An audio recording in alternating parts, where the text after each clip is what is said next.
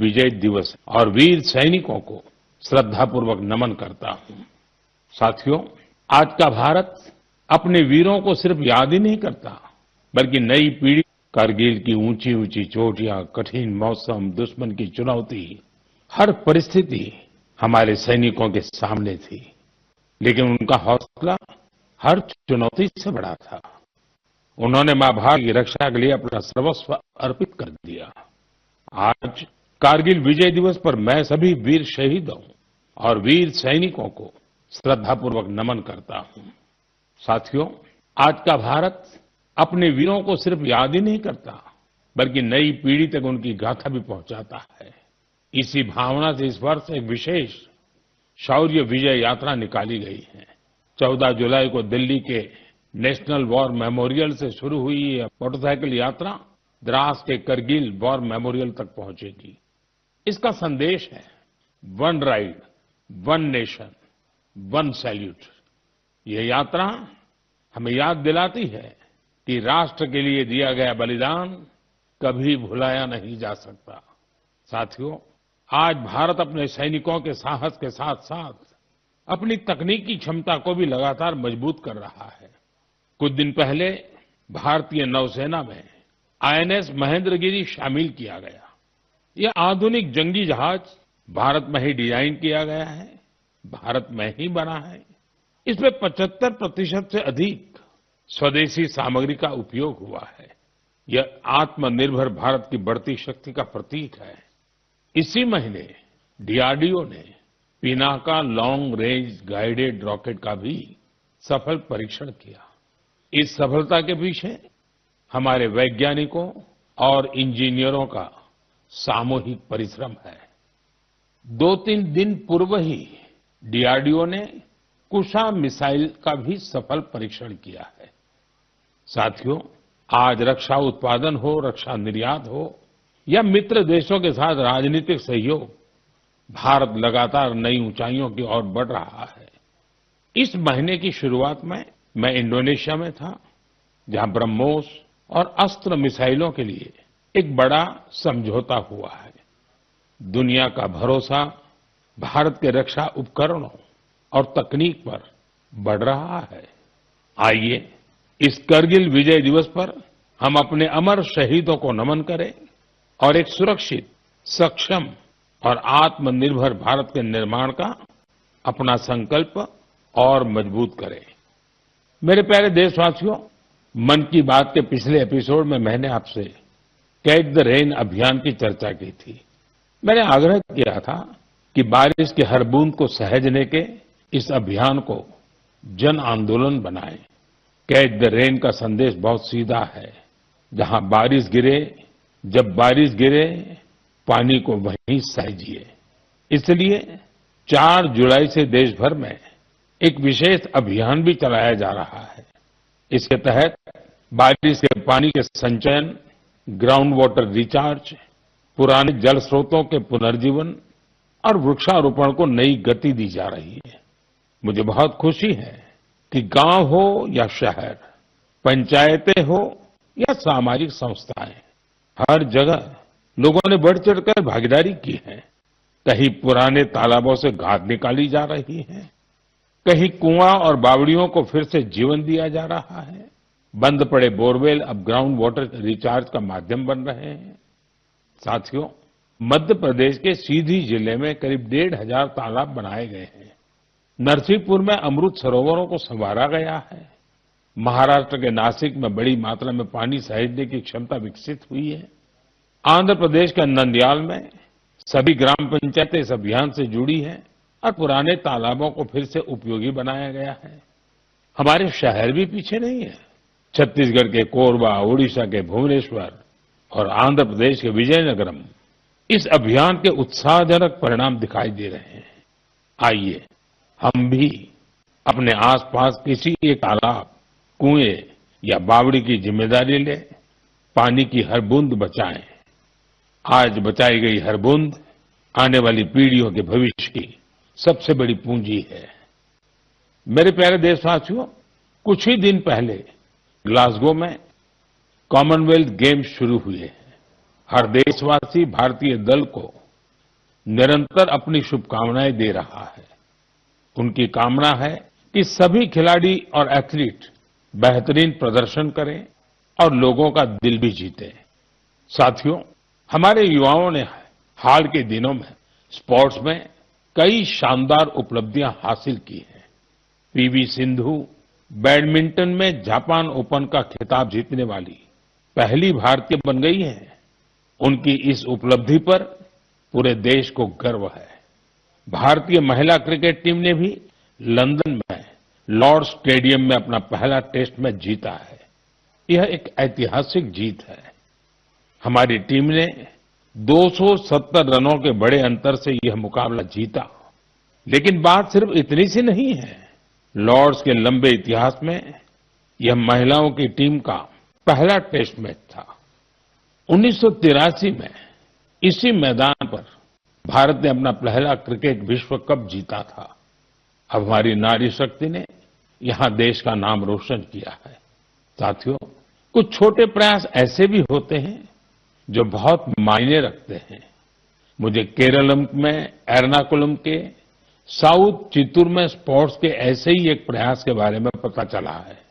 वहां के एक स्कूल में संस्कृत क्लब है। यहां के टीचर अभिलाष जी बड़े अनूठे तरीके से संस्कृत को लोकप्रिय बना रहे हैं। इस प्रोजेक्ट को अक्षर कंदुक नाम दिया गया है। इसमें संस्कृत के अक्षरों को फुटबॉल में इस्तेमाल होने वाले शब्दों से जोड़कर आसान तरीके से समझाया जाता है। इससे सीखने में आनंद मिलता है, साथ ही खेलों से लोगों का जुड़ाव भी बढ़ता है। मेरे प्यारे देशवासियों, पिछले रविवार विक्रम-1 इसके सफल लॉन्च से हर देशवासी गौरव से भरा हुआ है। हम सभी भारतीय स्पेस सेक्टर के इस ऐतिहासिक क्षण के साक्षी बने। ये प्राइवेट सेक्टर द्वारा विकसित भारत का पहला रॉकेट है। हमारे युवा इनोवेटर्स ने वो कर दिखाया जिसकी कल्पना तक मुश्किल थी। उन्होंने गजब की स्किल, पैशन और पेशेंस दिखाया। लंबे समय तक हमारा स्पेस सेक्टर निजी क्षेत्र के लिए बंद रहा था। इस सेक्टर में रुचि रखने वाले काफी युवाओं को अपनी प्रतिभा दिखाने का अवसर नहीं मिल पा रहा था। युवा हित को देखते हुए हमने स्पेस सेक्टर को प्राइवेट सेक्टर के लिए खोला। आज इसका परिणाम दुनिया देख रही है। साथियों, हमारे युवा साथी साइंस में भी भारत का मस्तक ऊंचा कर रहे हैं। साइंस ओलंपियाड्स दुनिया के सबसे महत्वपूर्ण कंपटीशन में से एक है। इनमें बड़ी संख्या में स्टूडेंट्स हिस्सा लेते हैं। इस महीने फिजिक्स, केमिस्ट्री, बायोलॉजी और मैथमेटिक्स के ओलंपियाड हुए। इन कॉम्पिटिशन्स में भारतीय दल का प्रदर्शन शानदार रहा। फिजिक्स ओलंपियाड में हमारे सभी 5 स्टूडेंट्स ने गोल्ड मेडल जीते और भारत ने पहली रैंक हासिल की। पिछले 1 दशक में हुए हर फिजिक्स ओलंपियाड में हमारे देश के स्टूडेंट्स ने गोल्ड या सिल्वर मेडल जरूर जीता है। केमिस्ट्री ओलंपियाड में भी हमारे सभी स्टूडेंट्स ने गोल्ड मेडल जीता। यह अब तक की बेस्ट परफॉर्मेंस रही है। बायोलॉजी ओलंपियाड में भी हमारे सभी स्टूडेंट्स ने मेडल जीते। इनमें एक गोल्ड मेडल भी शामिल है। वहीं मैथमेटिक्स ओलंपियाड में हमारे स्टूडेंट्स ने 2 गोल्ड और 4 सिल्वर मेडल्स अपने नाम किए। मुझे देश की युवा शक्ति पर बहुत गर्व है। यह देखकर खुशी होती है कि भारत में ओलंपियाड्स और हैकेथॉन्स का कल्चर निरंतर बढ़ रहा है। मुझे विश्वास है कि देश के अधिक से अधिक युवा ऐसे फोरम्स में अपना इंटरेस्ट दिखाएंगे और भारत का परचम भी लहराएंगे। मेरे प्यारे साथियों, जब हुनर भी हो और कुछ करने का जज्बा भी हो तो हर राह आसान हो जाती है। कश्मीर की पारंपरिक चटाई वगू को लेकर आज जो प्रयास हो रहे हैं उसमें इसी की झलक मिलती है। इसे सरकंडे और धान के पुआल से स्ट्रॉ से तैयार किया जाता है। इस चटाई को बनाने की परंपरा बरसों पुरानी है। इसके लिए सबसे पहले कश्मीर के दलदली इलाकों की घास और सरकंडे की कटाई की जाती है। धूप में सुखाने के बाद छटाई होती है और फिर शुरू होता है हाथों से बुनाई का काम। 2 कारीगरों को एक चटाई बनाने में करीब करीब 4 दिन लगते हैं। यह चटाई अनूठी भी है और इको फ्रेंडली भी है। एक बड़ी खासियत यह है कि आपको गर्मियों में इससे ठंडक मिलेगी और सर्दियों में गर्माहट। पहले यह कश्मीर के हर घर में दिखती थी, लेकिन पिछले कुछ वर्षों में इसका उपयोग कम होने लगा था। ऐसे में श्रीनगर के गुलाम हुसैन जी और उनकी बेटी तंजिला जी ने एक संकल्प लिया। दोनों वगु क्राफ्ट की परंपरा को एक नया जीवन देने में जुट गए। गुलाम हुसैन जी बहुत ही साधारण परिवार से आते हैं। उन्होंने इस काम में कई तरह की चुनौतियां भी आई, लेकिन वगु के संरक्षण का उनका संकल्प अडिग था।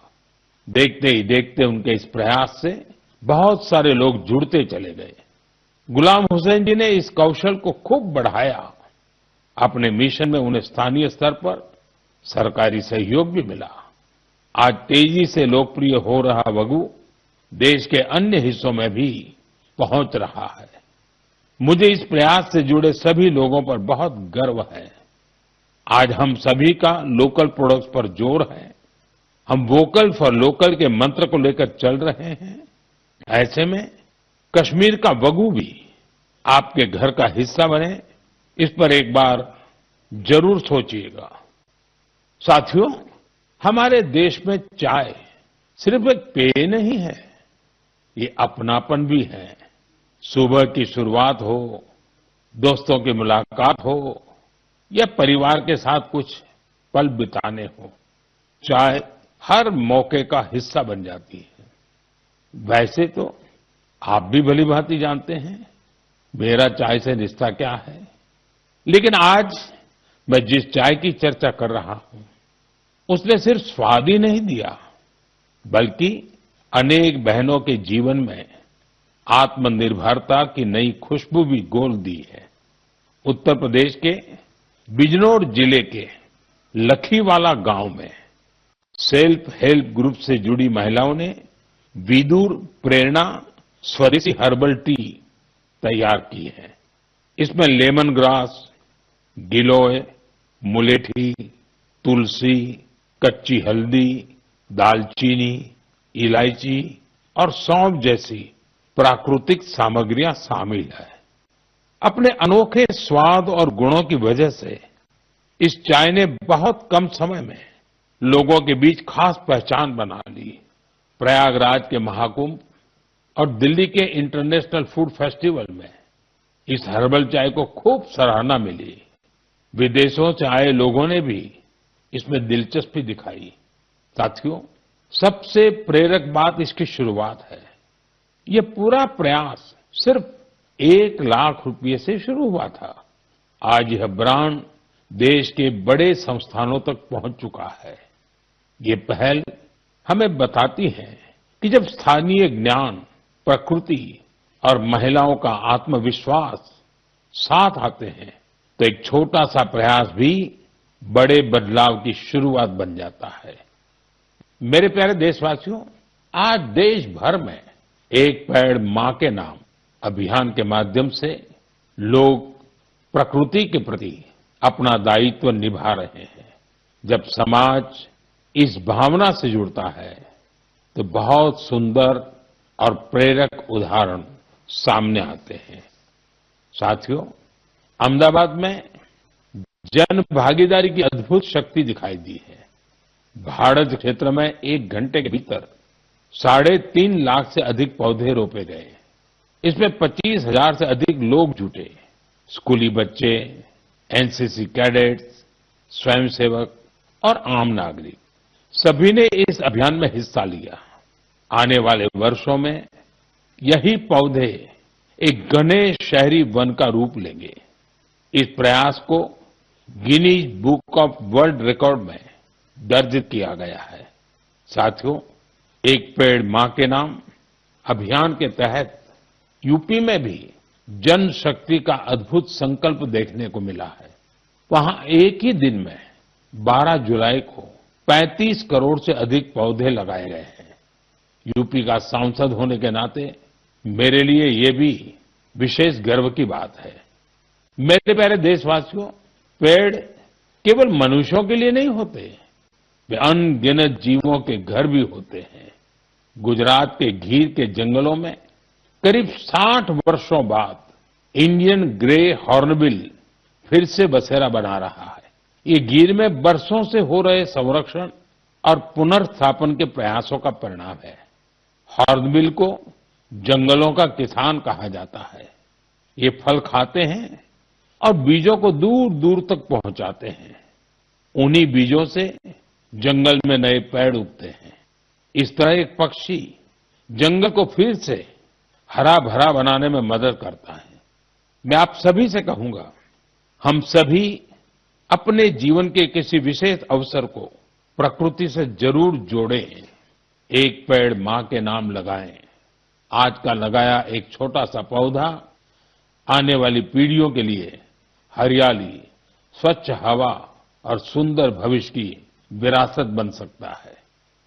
मेरे प्यारे देशवासियों, हम सभी जानते हैं कि आज प्लास्टिक प्रदूषण पूरी दुनिया के पर्यावरण के लिए बड़ी चुनौती सरकारी स्कूलों, पार्कों और सार्वजनिक स्थलों पर लगाया जाता है। इसके जरिए लोगों में पर्यावरण संरक्षण को लेकर जागरूकता भी बढ़ रही है। इस प्रयास में स्थानीय इकाई के साथ ही जिला प्रशासन की महत्वपूर्ण भूमिका है। इससे स्थानीय स्तर पर आज उनका हौसला हर चुनौती से बड़ा था। उन्होंने मां भारती की रक्षा के लिए अपना सर्वस्व अर्पित कर दिया। उनका हौसला, सीतामढ़ी का यह प्रयास हमें बताता है कि रिड्यूस, रीयूज और रिसाइकल आज केवल एक नारा नहीं, बल्कि हमारे जीवन का हिस्सा बनता जा रहा है। साथियों, आपको याद होगा, पिछली बार मन की बात में मैंने गणेश उत्सव की बात की थी। मैंने आग्रह किया था कि हमें अपने देश की मिट्टी से ही बने गणेश जी की पूजा करनी चाहिए। जो पीओपी से बने गणेश जी होते हैं या विदेश से आई गणेश जी की प्रतिमा होती है, उसके बजाय हमें देश की मिट्टी से बने गणेश जी को घर में स्थापित करना चाहिए। इस विषय पर अनेक लोगों ने मुझे संदेश भेजा है और अपने विचार रखे हैं। लोगों ने बताया कि उन्होंने मेरे आग्रह को अपनाया है। उन्होंने स्थानीय मिट्टी से तैयार होने वाले गणेश जी को स्थापित करने का संकल्प लिया है। लोगों ने लिखा है कि मन की बात में पहले इस पर चर्चा हुई, इससे उन्हें सही वक्त पर सही कदम उठाने में मदद मिली। मैं एक बार फिर अपना आग्रह दोहराता हूं। इस बार गणपति पूजा में देश की मिट्टी से बने गणेश जी को अपने घर पर स्थापित करें, उनकी पूजा करें। आपका ये प्रयास भी एक तरह से प्रकृति की ही पूजा होगा। मेरे प्यारे देशवासियों, अब मैं आपको एक ऐसे व्यक्ति के बारे में बताऊंगा जिनके बारे में सुनकर आपको बहुत गर्व होगा। एक ऐसे व्यक्ति जो साइंस और इनोवेशन के क्षेत्र में बढ़ चढ़कर काम कर रहे हैं, दुनिया में जिनकी पहचान बन रही है, लेकिन इसके बाद भी वो अपनी जड़ों से गहराई से जुड़े हुए हैं। अवसर मिलते ही वो अपनी मिट्टी का सम्मान करना नहीं भूलते। वो व्यक्ति हैं मणिपुर के डॉक्टर रोनाल्डो रेशराम जी। नाम उनका रोनाल्डो है, लेकिन काम से वो एक एस्ट्रोफिजिसिस्ट है।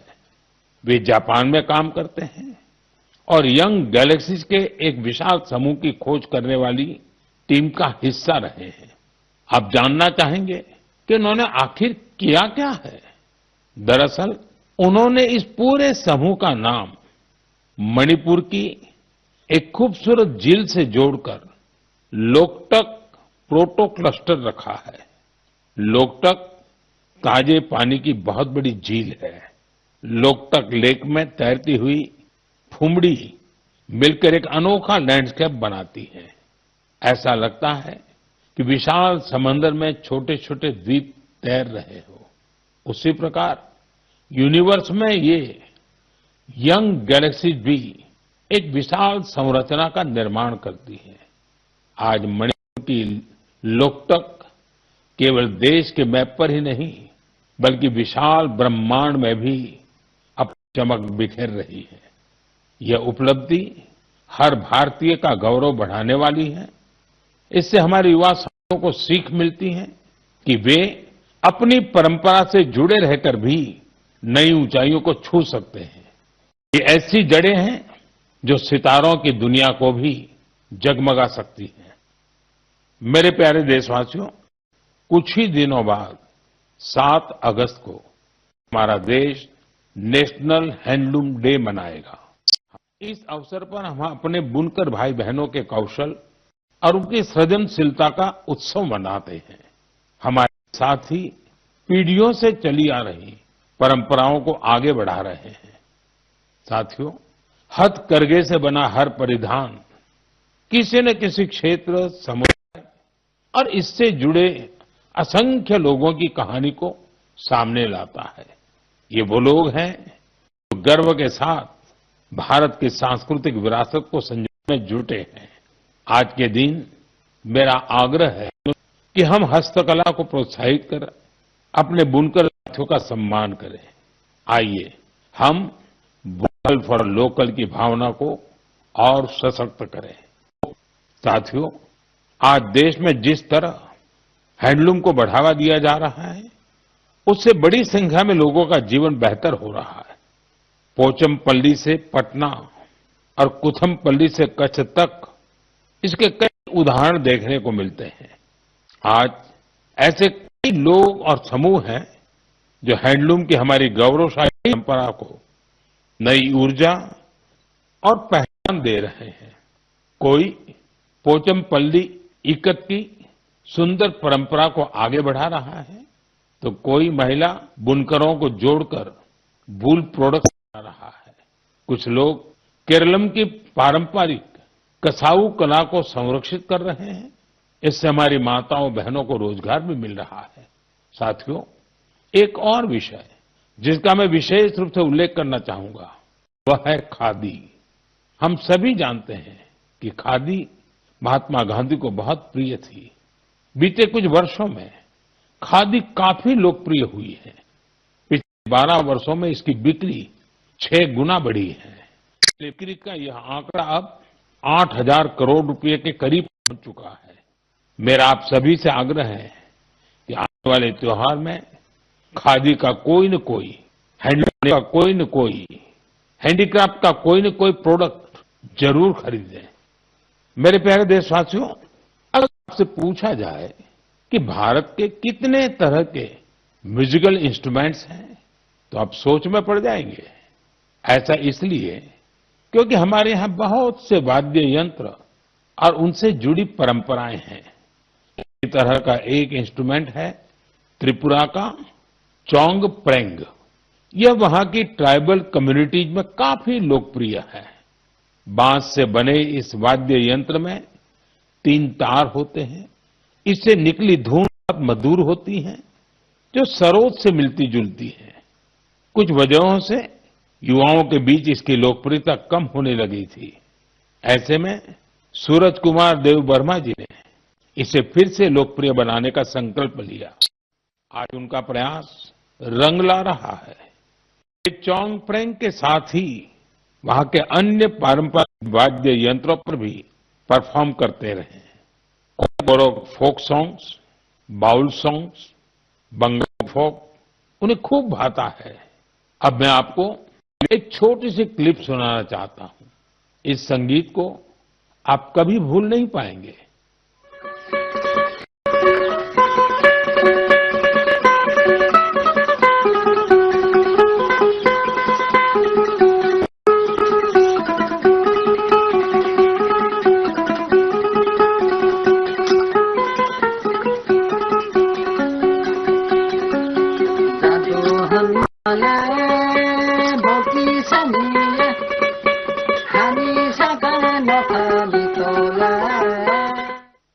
साथियों, मुझे विश्वास है इसे सुनकर आपके मन को बहुत अच्छा लगा होगा।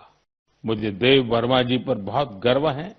पारंपरिक संगीत को लोकप्रिय बनाने का उनका प्रयास बहुत ही सराहनीय है।